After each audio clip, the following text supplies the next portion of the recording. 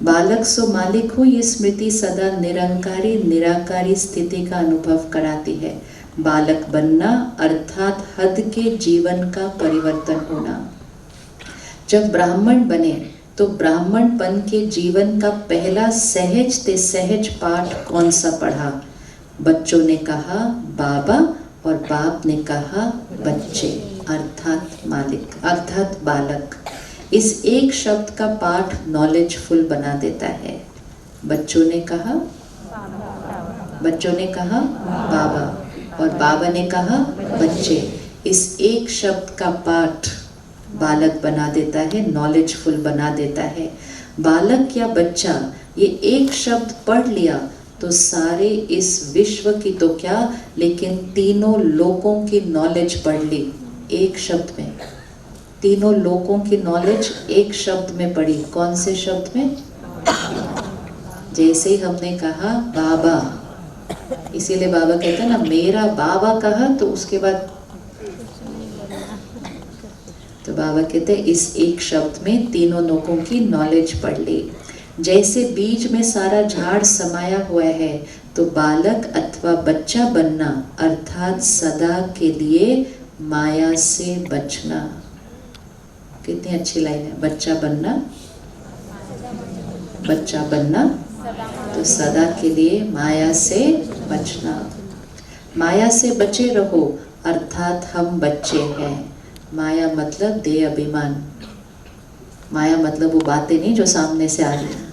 माया मतलब हमारी कमजोरियाँ।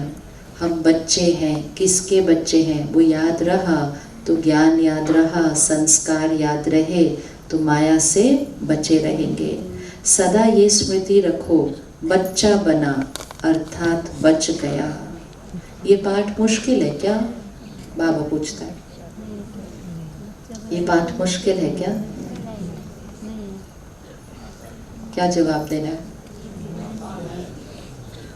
बाबा पूछते ये पाठ मुश्किल है क्या? बच्चा बना तो बच गया, ये पाठ मुश्किल है क्या? फिर हमें टाइम क्यों लग रहा है? हमें बच्चा बनने में ही टाइम लग रहा है। फिर उधर सब चले जाते हैं, ये मेरा बात, ये मेरी प्रॉब्लम, ये मेरी जिम्मेवारी। बहुत चीजों के मालिक है। ब्राह्मण जीवन में किसका संस्कार करते हो? वो शरीर का संस्कार करते हैं तो शरीर समाप्त हो जाता है। तो संस्कार के लिए क्या कहते हैं? शरीर के लिए वो शरीर था, वो फलाना था। ब्राह्मण जीवन में किसका संस्कार करते हो?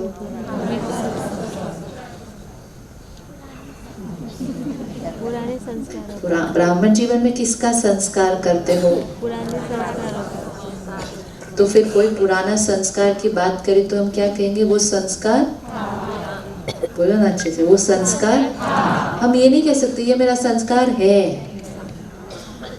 ये मेरी आदत है। बाबा बोले मर गए तो अब पुरानी आदत को ये नहीं कहना ये मेरा संस्कार है। मरजीवा कहलाते हो। जब संस्कार कर लिया तो पुराना संस्कार कहाँ से आया? अगर संस्कार किया हुआ मनुष्य फिर से आपके सामने आ जाए तो उसको क्या कहते हैं? भूत कहते हैं। तो बाबा कहते हैं वो उसको क्या कहेंगे? तो मर गया था, सामने कहाँ से आ गया फिर से? तो उसको देख के तो दुनिया वाले क्या हो जाएंगे? डर जाएंगे। तो बाबा कहते हैं संस्कार किया हुआ मनुष्य फिर से आपके सामने आ जावे तो उसको क्या कहेंगे? भूत कहेंगे ना। तो ये भी क्या है? अब चेक कर लो कितने भूत बचे। बाबा कहते हैं तो ये भी क्या है? ये पुराने संस्कार, किए हुए संस्कार आगे जागृत हो जाते हैं तो क्या कहेंगे? ये भी माया के भूत कहेंगे। लिस्ट बनानी जरूरी है। लेकिन तो आज से कोई भी पुरानी बात को ये नहीं कहना ये मेरा संस्कार, ये मेरा संस्कार था, ये मेरा संस्कार था। जितना जितना जस को था बोलते रहेंगे वो क्या हो जाएगा? बोलेंगे है। फिर कहेंगे मेरी आदत है, मेरी। तो फिर वो क्या हो जाएगी?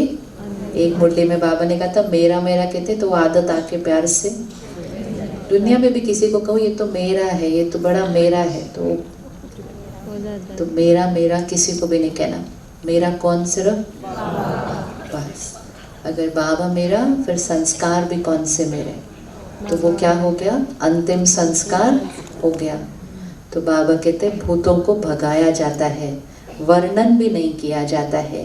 ये पुराने संस्कार कहकर अपने को धोखा देते हो। भाषा चेंज, आज की मुरली से भाषा लाइन जोड़नी है सारी, कितनी भाषा चेंज करनी है। पुराने संस्कार, ये मेरा पुराना संस्कार है कहकर अपने को धोखा देते हो। अगर आपको पुरानी बातें अच्छी लगती हैं तो वास्तविक पुराने ते पुराना, बाबा कहते फिर भी अगर पुरानी बातें अच्छी लगती हैं तो पुराने ते पुराना संस्कार कौन सा हमारा?